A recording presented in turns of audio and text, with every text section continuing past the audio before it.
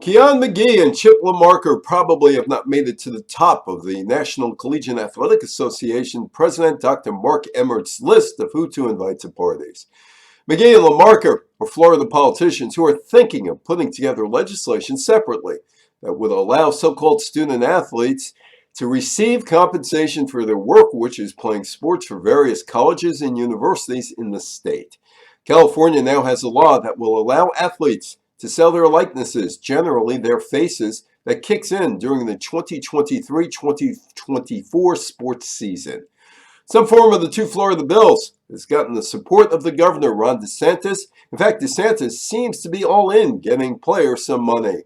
When I look for good policy ideas, California is usually not the first place I look, but I think California's on the right track, said DeSantis. California did the first step. If Florida then follows suit, it's not as if Delaware is doing this.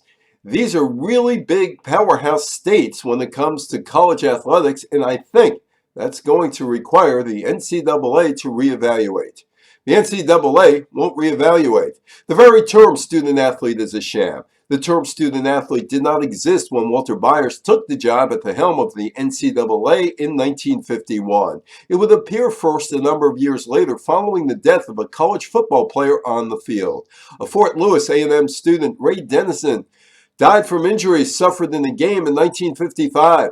Dennison's widow sued for workman's compensation in Colorado. She lost.